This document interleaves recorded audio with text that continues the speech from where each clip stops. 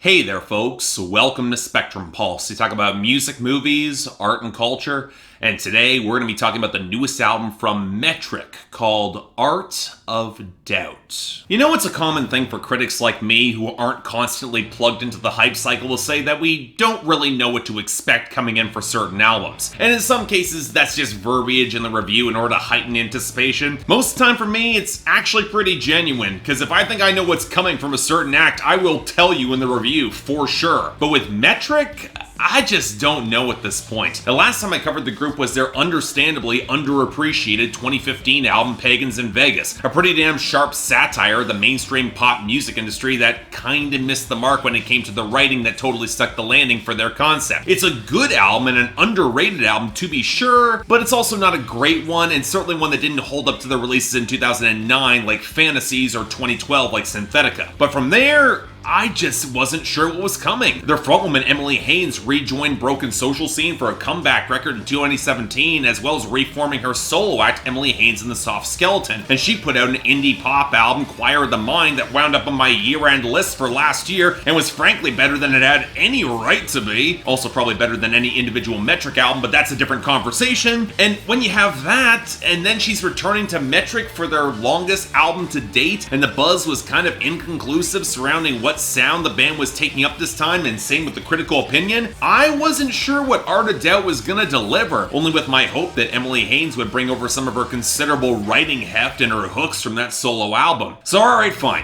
What do we get on Art of Doubt? Well, it's a bit of an odd album to talk about, especially because if you're expecting Metric to back into an old formula that worked throughout the past decade, or stick with a consistent sound in indie pop rock and new wave, well, that didn't really happen, because not only do we get those callbacks to Fantasies and Synthetica, but we also get snapshots of an early to mid 80s inspired pop rock sound that occasionally reminds me more of the War on Drugs than anything, with just more verve and groove and foundation. And by embracing that broader focus, Art of Doubt might just be Metric's most sprawling album to date. Maybe not their best, and there are definitely points of indulgence that will hold us back from quite hitting the best albums of 2018 for me, but if you're looking for a correction after Pagans in Vegas, well, I won't say you'll quite be able to predict the direction here, but it'll definitely get you somewhere and you'll probably enjoy it, which in a funny way kind of fits with the thematic arc of the album, but I am getting ahead of myself, especially as you're going to want to check this out regardless. Now, the first thing to note here is that if you're familiar with Metric's sound over the past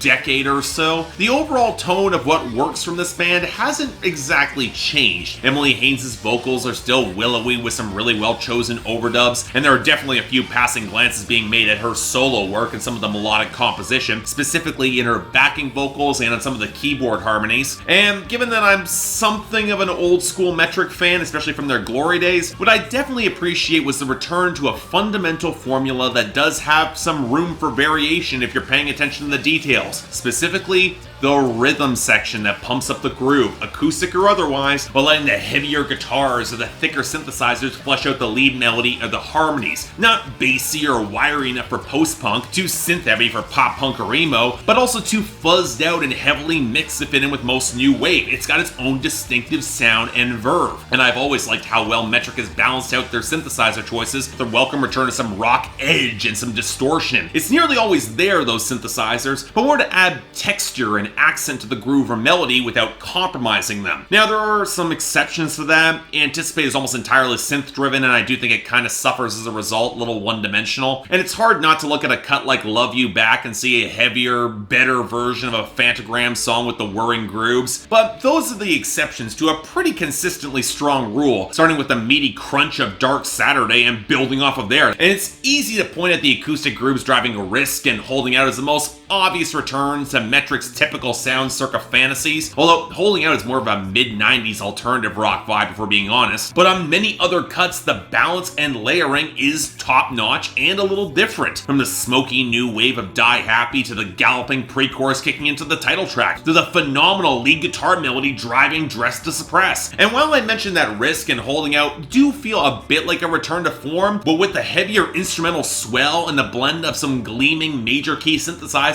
it's it's hard to avoid the war on drugs comparison, especially with how much momentum that Metric continues to bring to some otherwise pretty lengthy songs. And that length can be a bit of a mixed blessing too, if we're being honest. I'll give Justin Mendel-Johnson, the producer, some credit for just getting out of the way of some great melodies and letting Metric keep on their roiling swell, but on the back half of the album, it is hard to avoid the feeling that a few of these songs don't quite know how to stick the landing and end properly, really drive it home, and they do feel like they're running out the clock a little bit. This album could have been trimmed down. Now, to be fair to Metric, that might as well be the thematic arc of the album, with it quite literally being spelled out in the title, meant to elevate one's questions and fears and insecurities into the art of doubt instead of confidence in a more defined path. And in this case, it allows critics like me to throw around words like deconstructionists and postmodern and paradoxical, but in this case it actually kind of fits, it's kind of true, and Metric makes a fair amount out of it, starting the record showing the blinkered system of privilege that has her encounter a woman on Dark Saturday who has never had to work a day in her life while she's on vacation at the same time. Now they're at the same status, but with radically different attitudes and values, so all that pursuit of fame and fortune and happiness that Emily Haines has start to feel a hell of a lot emptier along the way if they reach the same point and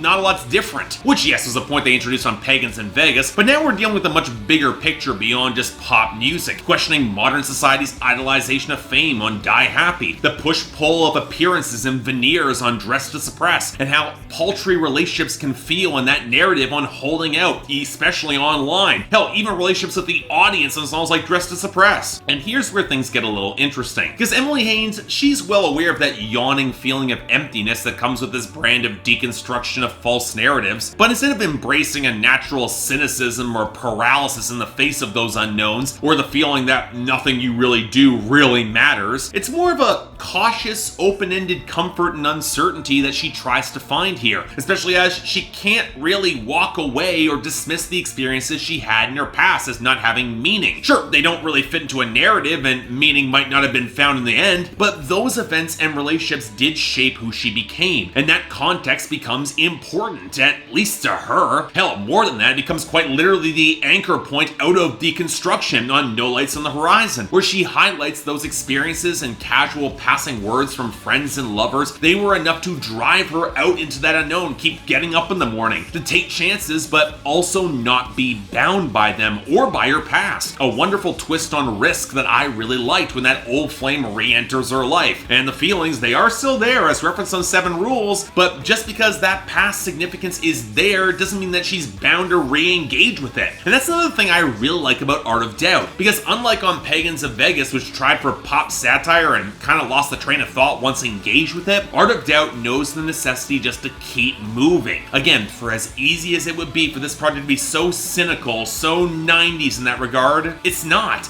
Emily Haines is too smart, she's too expressive and too driven to slide into that lane. And frankly, she's all the better for it. Now, at this point, you wind up at the tired question of whether or not it's better than Fantasies or Synthetica, and to me, no to the former, yes to the latter, at least for me. The themes are tighter, the rock elements are more pronounced, the hooks are stronger, the production's genuinely great, and even if this record does meander at points, it does so to serve as a questioning album that has to become comfortable in that questioning territory. The art in its execution reflects the ideas. And you know what, I'll freely admit it's not for everybody, as I tend to be a sucker for this brand of postmodernism and meta-narratives like this, and it does feel like a natural outgrowth and refinement of ideas I liked from Pagans in Vegas. It's got a lot of appeal to me, although the critics who pan Pagans in Vegas for going pop are now deriding the return to form. Makes me question what the hell anybody wants from Metric as a band at this point, but I do think this is a pretty great album. I really enjoyed it. It's ending a light 8 out of 10 and absolutely a recommendation for folks who want some potent, groove and synth-heavy indie rock. It's not quite as insanely catchy as Emily Haines' solo project Choir of the Mind, or quite of Metric's best as of yet, but you know what? For fans looking for that edge to come back, this will probably wind up winning you back over. So yeah, check this out. It's worth it. So yeah, thanks a lot for watching. I'd like to like and subscribe, I'd be more than grateful. Now, I all know what you're thinking. It's the haircut. I know, I'm still trying to grapple a little bit with it. And more seriousness, I know I've got my arm in a sling.